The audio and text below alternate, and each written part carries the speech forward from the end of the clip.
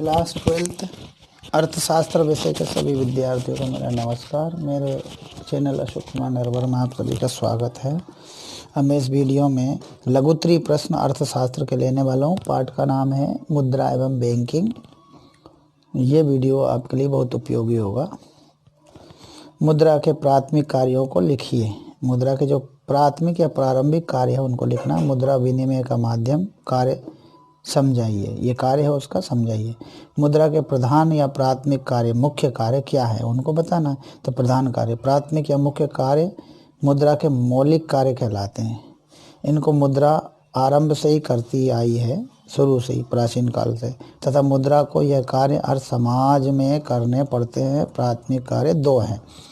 पहला कार्य विनिमय का माध्यम। विनिमय माने लेन देन का माध्यम, लेन देन का साधन। तो मुद्रा एक लेन देन का साधन है, विनिमय का माध्यम है। यह मुद्रा का अत्यंत महत्वपूर्ण कार्य है। इस कार्य द्वारा मुद्रा ने वस्तु विनिमय के दोहरे संयोग के अभाव की कठिनाई को दूर करके विनिमय रीति को, लेन देन की रीति को व्यवस्थित और सरल बना दिया है। जो लेन देन की रीति नीति है उसको सरल बना दिया, क्योंकि विनिमय के दोहरे संयोग था, उसके अभाव की कठिनाई को दूर किया और विनिमय की रीति को व्यवस्थित और सरल बना दिया। अर्थात प्रत्येक व्यक्ति अपनी वस्तु के बदले मुद्रा प्राप्त करता है। पहले वस्तु के बदले वस्तु हुआ करती थी, अब वस्तु के बदले मुद्रा प्राप्त करता है और फिर उस मुद्रा से अपनी आवश्यकताओं की पूर्ति के लिए वस्तुएं खरीद लेता है। तो यह दोहरा संयोग में आने वाली कठिनाइयों को दूर कर देता है। पहले क्या होता था, सब वस्तु के बदले वस्तु ले लेते थे। अब उसे कहीं दूसरी वस्तु लेने जाना तो वो वस्तु के बदले वस्तु कैसे दे, ये दिक्कत होती थी। उस दिक्कत को, उस अभाव को दूर कर दिया इसने, मुद्रा ने। प्रोफेसर मार्शल के अनुसार मुद्रा को केवल इसलिए प्राप्त नहीं किया जाता कि वह स्वयं मूल्यवान होती, वरन इसलिए कि इसके द्वारा वस्तुओं एवं सेवाओं को प्राप्त किया जा सकता है। ये केवल स्वयं मूल्यवान है इसलिए नहीं प्राप्त किया जाए, इसलिए नहीं लिया जाता इसको, बल्कि इसके बदले में या इसको देकर वस्तुएं एवं सेवाओं को प्राप्त किया जा सकता है, क्रय किया जा सकता है, खरीदा जा सकता है, क्योंकि उसमें सामान्य क्रय शक्ति होती है। किसमें? मुद्रा में। दूसरा कार्य मूल्य का मापक, मूल्य को नापने वाला, कीमत को नापने वाला मुद्रा को कहा। दूसरा काम यही करती है कि मूल्य को या कीमत को नापती है। कौन? मुद्रा। ये प्राथमिक या मुख्य कार्य है इसका। मुद्रा का दूसरा महत्वपूर्ण या मुख्य कार्य मूल्य मापक के रूप में है। विभिन्न वस्तुओं एवं सेवाओं की विनिमय शक्ति को आंकने का भी रहा है इसका काम। वस्तु विनिमय के अंतर्गत विभिन्न वस्तुओं का अन्य वस्तुओं के रूप में मूल्य मापन एक कठिन कार्य था। मुद्रा के प्रचलन के साथ ही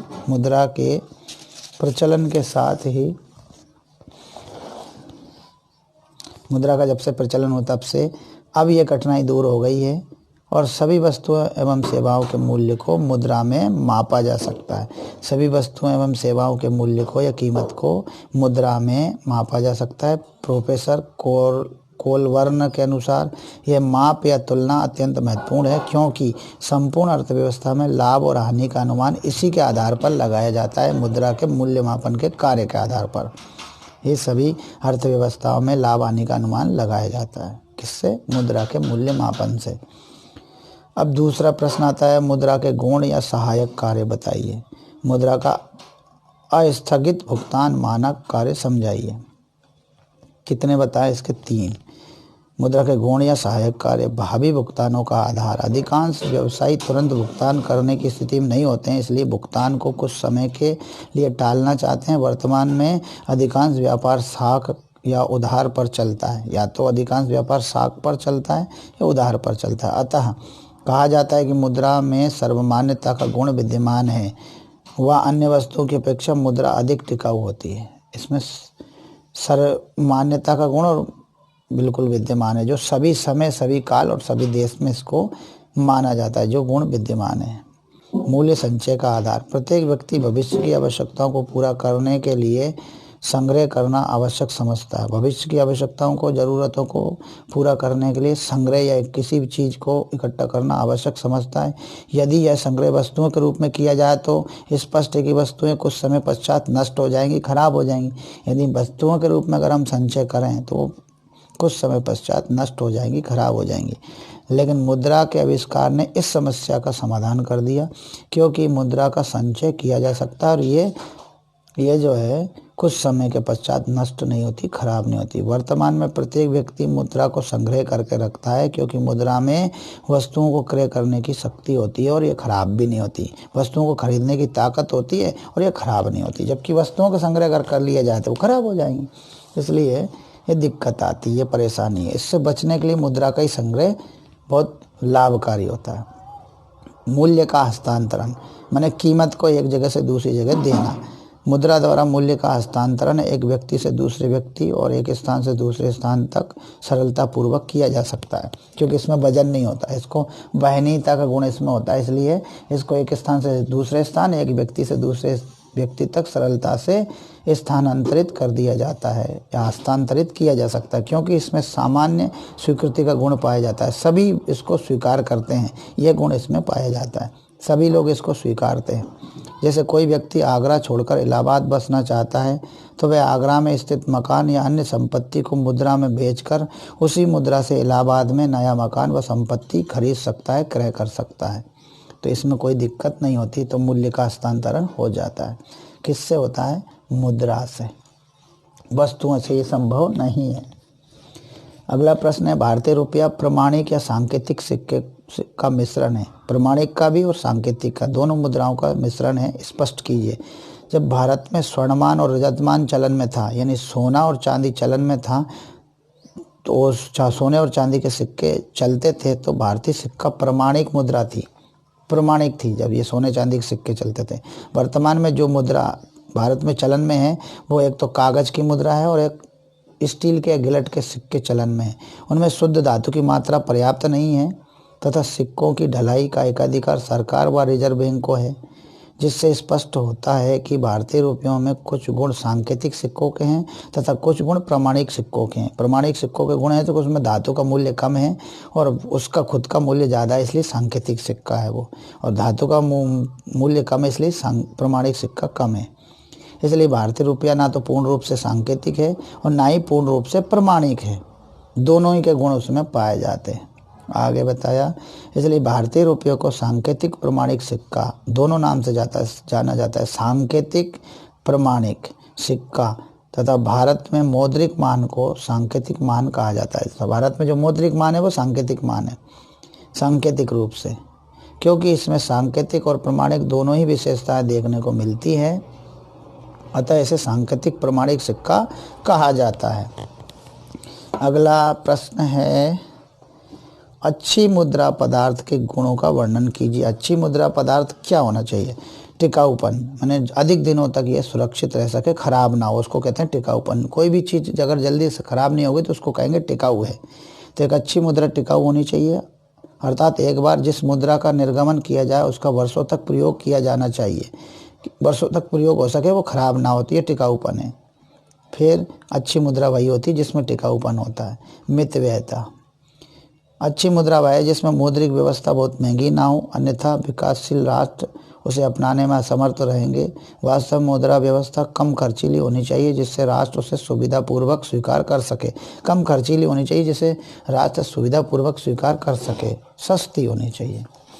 फिर अगला गुण है वहनीयता, माने एक जगह से दूसरे जगह ले जाने में कोई परेशानी नहीं हो, ऐसे गुण को वहनीयता कहते हैं। क्या कहते हैं? ऐसे गुण को वहनीयता।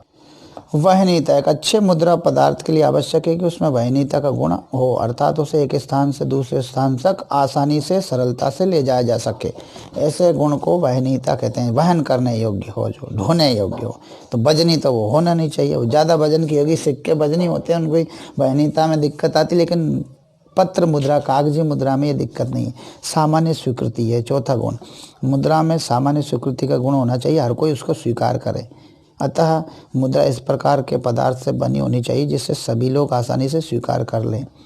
मूल्य स्थायित्व, अच्छी मुद्रा के मूल्य में विशेष उतार चढ़ाव नहीं होना चाहिए, अन्यथा मुद्रा के मूल्यों में भी परिवर्तन होने लगेंगे तो दिक्कत आएगी। अब आता है एक अंतर, अच्छा अंतर है, लिखा है धातु मुद्रा और पत्र मुद्रा, यानी धातुओं से बने सिक्के और कागज़ के बने नोट, इन दोनों में अंतर बताना है।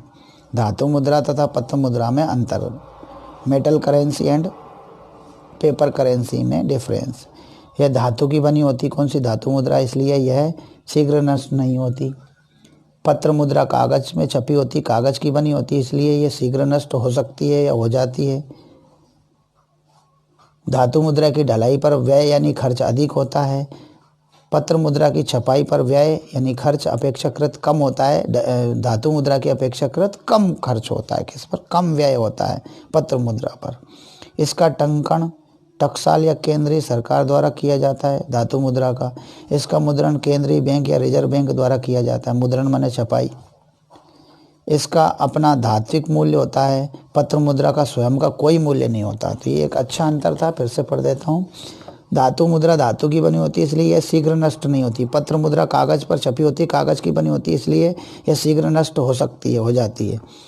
और धातु मुद्रा की ढलाई पर व्यय अधिक होता है, खर्च अधिक होता है, जबकि छपाई पर या पत्र मुद्रा की छपाई पर व्यय खर्च अपेक्षाकृत, किसकी अपेक्षाकृत, धातु मुद्रा की अपेक्षाकृत कम खर्च होता है। इसका टंकन टकसाल या केंद्र सरकार द्वारा किया जाता है। इसका मुद्रण या छपाई केंद्रीय बैंक या रिजर्व बैंक द्वारा किया जाता है। इसका अपना खुद का मूल्य धात्विक मूल्य होता है, किसका, धातु मुद्रा का, जबकि पत्र मुद्रा का स्वयं का कोई मूल्य नहीं होता। यह अंतर था, 4 अंतर। अगला प्रश्न है, मुद्रा की पूर्ति का क्या अर्थ है। मुद्रा की पूर्ति का अर्थ, मीनिंग ऑफ मनी सप्लाई। मुद्रा की पूर्ति का अर्थ है घरेलू मुद्रा की उस कुल मात्रा से, घरेलू माने एक देश की को घरेलू कहेंगे, उस देश की कुल मात्रा, उस देश में कुल कितनी मुद्रा अभी है, इस समय चलन में है, उसको कुल मात्रा कहते हैं, जो कि राष्ट्र की जनता द्वारा स्वीकृत है, उसके पास होती है, स्वीकृत भी होती है तो उसके पास होती है। यहाँ जनता से आशय अर्थव्यवस्था से संबंधित व्यक्तियों, व्यावसायिक फर्मों, राज्य तथा स्थानीय सरकार आदि से है। केंद्र सरकार, केंद्रीय बैंक तथा व्यापारिक बैंकों को इसमें सम्मिलित नहीं किया जाता, क्योंकि यह तो स्वतः मुद्रा सृजित करने वाली एजेंसियां हैं। किस किस को शामिल नहीं किया जाता है मुद्रा पूर्ति में, केंद्र सरकार, केंद्रीय बैंक और व्यापारिक बैंकों को, क्योंकि ये एजेंसियां तो मुद्रा सृजित करती हैं, मुद्रा पैदा करती हैं। केंद्रीय बैंक तथा राज्य सरकारों द्वारा केंद्रीय बैंक या कोष गृह यानी ट्रेजरी में रखी गई नगद मुद्रा भी मुद्रा पूर्ति में शामिल नहीं की जाती। इसी प्रकार व्यापारिक बैंकों की वह नगद मुद्रा जो उन्हें अपने पास या केंद्रीय बैंक के पास रखनी अनिवार्य है तथा केंद्रीय बैंक को ना देने योग्य नॉन डिस्पोजेबल मुद्रा को भी मुद्रा पूर्ति में शामिल नहीं किया जाता, क्योंकि यह भी वास्तव में चलन में नहीं होती। इस प्रकार किसी भी समय विशेष बिंदु पर मुद्रा की आपूर्ति से अर्थ उस कुल मुद्रा की मात्रा से होता है जो उस समय बिंदु में चलन में होती है। अब जो केंद्र सरकार की है, केंद्रीय बैंक की, व्यापारिक बैंक की है, और इनकी जो जितनी भी जमा है, जो भी इनका लिए बताया, वो सब इसमें सम्मिलित नहीं होता है। इस वीडियो को मैं इस प्रश्न को बार बार देखिए, तब ये उत्तर समझ में आएगा। मुद्रा के चलन वेग को प्रभावित करने वाले किन्हीं 5 घटकों का उल्लेख कीजिए। कि मुद्रा के चलन में उसकी चलन की गति को कम ज़्यादा करने वाले वेग को कहेंगे मुद्रा के प्रचलन वेग को प्रभावित करने वाले घटक। मुद्रा का प्रचलन वेग मुद्रा की मात्रा पर निर्भर करता है। यदि मुद्रा की मात्रा आवश्यकता से कम हो तब इसका चलन वेग बढ़ जाता है। माने मुद्रा की मात्रा ज़रूरत से कम हो जाए तो चलन वेग बढ़ता है। अधिक मात्रा में मुद्रा उपलब्ध होने पर चलन वेग कम हो जाता है। ये कम चलने लगती, ज़्यादा मात्रा में अगर मुद्रा उपलब्ध हो जाए। कम मात्रा में हो तो, आवश्यकता से कम मात्रा में हो तो चलन वेग बढ़ जाता है। चलिए आगे क्या बताया। प्रोफेसर कीन्स के अनुसार उपभोग की प्रवृत्ति अधिक होने पर प्रचलन वेग अधिक होगा। उपभोग की प्रवृत्ति अधिक होगी तो प्रचलन वेग अधिक होगा, किंतु यदि बचत की प्रवृत्ति अधिक होगी तो चलन वेग कम हो जाएगी। यानी मुद्रा बचत में पड़ी रहेगी, चलन में कम आएगी, लेन देन कम होगा मुद्रा में। मुद्रा फिर चलेगी नहीं, एक जगह से दूसरी जगह नहीं चल पाएगी। एक व्यक्ति से दूसरी व्यक्ति, एक शहर से दूसरे शहर, एक स्थान से दूसरे स्थान चलन में नहीं आएगी। अब आता है मुद्रा का चलन वेग व्यापार चक्र की विभिन्न अवस्थाओं के साथ परिवर्तित होता रहता है। तेजी काल में मुद्रा का चलन बढ़ जाता है। व्यापार चक्र की तेजी काल में, व्यापार चक्र में के तेजी काल होता है, जब व्यापार का चक्र का चलन तेज होता है तो चलन वेग बढ़ जाता है। इसके विपरीत जब व्यापार चक्र में मंदी काल आता है तो मुद्रा का चलन वेग कम हो जाता है। मुद्रा कम चलने लगती है। चलिए आगे। जब नगद क्रय विक्रय करने की प्रवृत्ति पाई जाती है तब मुद्रा का चलन वेग बढ़ जाता है। इसके विपरीत जब जनता द्वारा उधार के आधार पर क्रय विक्रय किया जाता है, माने जब नगद में कोई चीज़ें खरीदी बेची जाती है तब मुद्रा का चलन वेग बढ़ जाता है, और जब वस्तुओं को उधार में खरीदा जाता है तो क्रय विक्रय में मुद्रा का चलन वेग जो है कम हो जाता है। वस्तुएं तो खरीदना बेचना चालू है, लेकिन वो चलन वेग फर्क पड़ता है। मुद्रा का चलन वेग किसी राष्ट्र के आर्थिक विकास पर भी निर्भर करता है। आर्थिक विकास का स्तर ऊंचा होने पर विनिमय बढ़ता है, चलन वेग में भी वृद्धि होती है। और पिछड़ी अर्थव्यवस्था जिनका आर्थिक विकास कम है वहाँ चलन वेग अपेक्षाकृत कम हो जाता है। ये चलन वेग के कारक थे जो कि प्रभावित करते मुद्रा के चलन वेग को। एक अच्छी बैंकिंग प्रणाली में क्या विशेषताएं होनी चाहिए? एक अच्छी बैंकिंग प्रणाली के लक्षण या विशेषताएं। एक अच्छी बैंकिंग प्रणाली में निम्नलिखित लक्षण होने चाहिए। जैसे पहला, किसी बैंकिंग प्रणाली को राष्ट्र में मात्र इसलिए अपनाना उपयुक्त नहीं होता कि वह अन्य राष्ट्रों में प्रचलित है। नहीं, इसलिए नहीं कि दूसरे देशों में चल रही, इसलिए नहीं। यदि बैंकिंग प्रणाली देश विशेष की आवश्यकताओं के अनुरूप है, उस देश की ज़रूरतों के अनुरूप है, तो बैंकिंग प्रणाली सही है, तो वह आर्थिक विकास में सहायक बनेगी, अन्यथा नहीं बनेगी। ये नहीं कि दूसरे देश में चल रही तो हम चलाएं। एक अच्छी बैंकिंग प्रणाली में बैंकों में हानिकारक प्रतियोगिता ना होकर उनके बीच में कार्यकलापों में समुचित समन्वय होना चाहिए। बैंक एक दूसरे की होड़ ना लगाएं, हानिकारक प्रतियोगिता ना करें, बल्कि उनके बीच में समुचित समन्वय होना चाहिए, तो अच्छी बैंकिंग प्रणाली है। बैंकिंग प्रणाली इस प्रकार की होनी चाहिए कि समाज के सभी वर्गों द्वारा बचत को प्रोत्साहन मिले। समाज के सभी वर्ग, अमीर गरीब सभी बचत करें और उसको बैंकों में रखें। विभिन्न प्रकार के खातों द्वारा उनको एकत्र करके निवेश हेतु प्रयोग किया जा सके। एक अच्छी बैंकिंग प्रणाली की यह भी विशेषता होनी चाहिए कि वह शाख के विस्तार पर उचित नियंत्रण रखे, जिससे कि विकास के साथ साथ स्थायित्व भी बना रहे। ये आपका ये प्रश्न था। एक अंतर आता है, बैंक दर और रेपो दर में अंतर बताइए।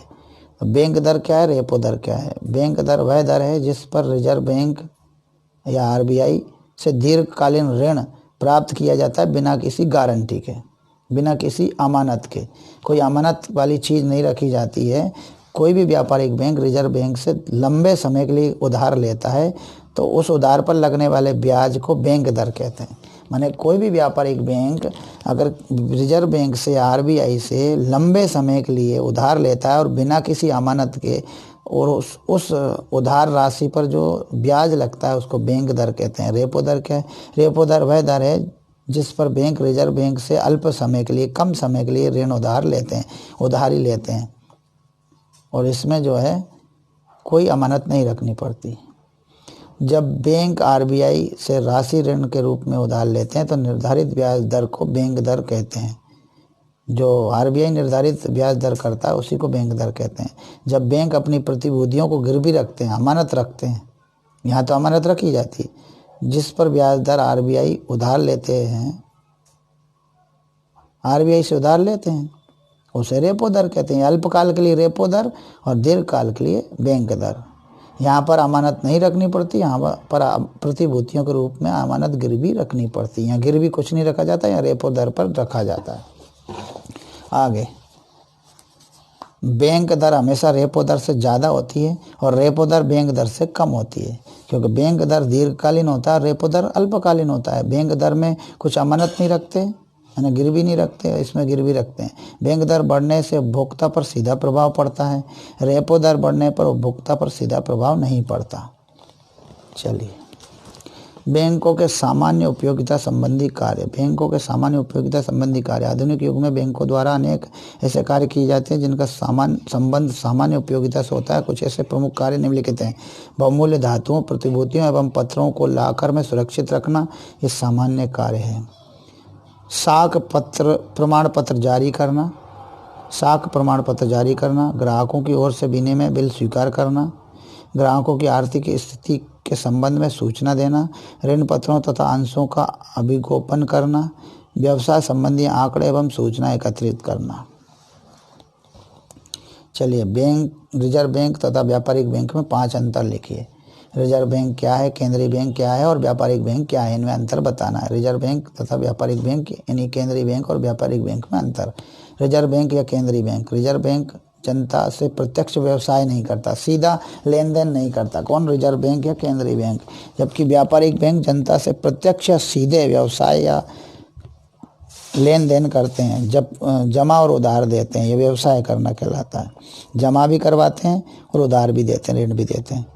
इसे पत्र मुद्रा निर्गमन का अधिकार होता है। रिजर्व बैंक को कागज के नोट छापने का अधिकार होता है, उसको कहते हैं पत्र मुद्रा निर्गमन। कागज के नोट छापना, पत्र मुद्रा निर्गमन का अधिकार होता है किसको? रिजर्व बैंक को, केंद्रीय बैंक को। इन्हें इस प्रकार का कोई अधिकार नहीं होता। किनको? व्यापारिक बैंकों को पत्र मुद्रा निर्गमन या कागज के नोट छापने का अधिकार नहीं होता। तेजी तथा मंदी काल में यह बैंक क्रियाशील भूमिका अदा करता है। तेजी काल और मंदी काल में यह बैंक जो है क्रियाशील भूमिका अदा करता है। ये बैंक ऐसा नहीं कर पाते क्योंकि ये उसके अधीन होते हैं। वो जैसा करेगा वैसे ही ये बैंक करेंगे। यह बैंक देश का सर्वोच्च बैंक होता है और संपूर्ण बैंकिंग व्यवस्था इसके अधीन होती है।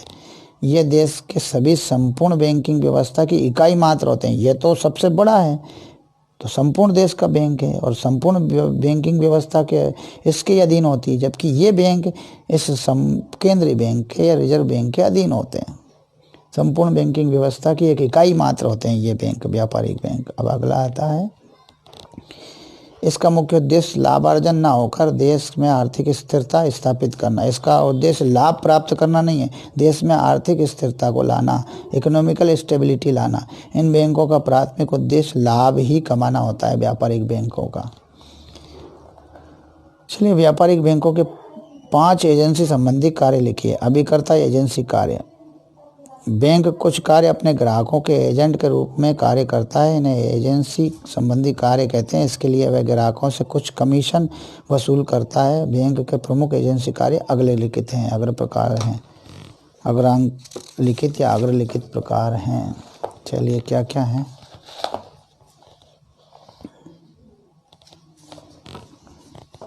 ग्राहकों की ओर से साख पत्रों का भुगतान प्राप्त करना, ये पहला कार्य है एजेंसी के रूप में। बैंक ग्राहकों की ओर से उनके चेक, बिल, हुंडी, प्रतिज्ञा पत्र आदि का भुगतान प्राप्त करते हैं। ग्राहकों की ओर से भुगतान करना, अब जब ग्राहक नहीं कर पाते भुगतान तो बैंक के खाते में से भुगतान करना चाहते हैं, तो ग्राहक अपना चेक, विनिमय पत्र, आयकर, किराया, प्रतिज्ञा पत्र, हुंडी आदि का भुगतान बैंक के माध्यम से कर देता है। तो ये एक एजेंसी का कार्य करता है। और किसी दूसरे व्यक्ति के चेक, बिल, हुंडी, प्रतिज्ञा पत्र का भुगतान भी यही बैंक कर देता है, कोई दूसरा व्यक्ति दे तो ग्राहकों की ओर से भुगतान करना, बैंक ग्राहकों की ओर से उसकी बीमा किस्त, आयकर, किराया, विनिमय पत्र या विपत्र, प्रतिज्ञा पत्र, हुंडी आदि का भुगतान भी करता है। ग्राहकों की प्रतिभूतियों का क्रय विक्रय करता है। बैंक ग्राहकों की ओर से उनकी प्रतिभूतियों का क्रय विक्रय करता है। धन हस्तांतरण, बैंक अपने ग्राहकों के आदेशानुसार धन का हस्तांतरण एक स्थान से दूसरे स्थान को शीघ्र और कम व्यय पर करता है। प्रबंध ट्रस्टी अथवा कानूनी प्रतिनिधि के रूप में कार्य करता है। किसी व्यक्ति अथवा संस्था की विभिन्न स्थानों पर स्थित संपत्ति की देखभाल बैंक प्रबंधक अथवा ट्रस्टी के रूप में करता है। चलिए, अगला प्रश्न आता है, बैंक के निषिद्ध या वर्जित कार्य समझाइए। बैंक के निषिद्ध कार्य। बैंकिंग अधिनियम 1949 की धारा 8 और 9 के अंतर्गत बैंक को निम्नलिखित कार्य करने का अधिकार नहीं है। बैंक इस प्रकार के कोई कार्य भी व्यापारिक कार्य नहीं कर सकते जिसमें जोखिम हो, जिससे बैंकों को आय प्राप्त होती हो। परंतु बैंक उन प्रतिभूतियों को बेच सकते हैं जो उनके पास जमानत के रूप में रखी गई है। फिर अगला, बैंकिंग प्रयोग के उद्देश्य को छोड़कर बैंक कोई भी अचल संपत्ति प्राप्त नहीं कर सकता। किसको छोड़कर? बैंक के प्रयोग के उद्देश्य को लेकर कोई अचल संपत्ति ले सकता है, बाकी के अचल संपत्ति वो नहीं ले सकता। किसी अन्य अचल संपत्ति की स्थिति में बैंक को प्राप्त करने या अधिनियम लागू होने की तिथि से जो बाद में है 7 वर्ष तक रिजर्व बैंक की अनुमति से 12 वर्ष तक अपने माध्यम से 7 वर्ष तक और रिजर्व बैंक की अनुमति से 12 वर्ष तक अपने पास रख सकते हैं, इससे ज़्यादा वो नहीं रख सकते। फिर अगला है, कोई भी बैंकिंग कंपनी किसी ऐसी कंपनी के अंश गिरवी या प्रबंधक या पूर्ण स्वामी के रूप में प्राप्त नहीं करेगी जिसके प्रबंध में बैंक का कोई प्रबंध निदेशक, प्रबंधक हित रखता हो। माने अपने हितों के हिसाब से काम नहीं कर सकते प्रबंधक लोग, बैंक के मैनेजर या प्रबंधक। अगला प्रश्न है, चलो इतने पे रोकते हैं।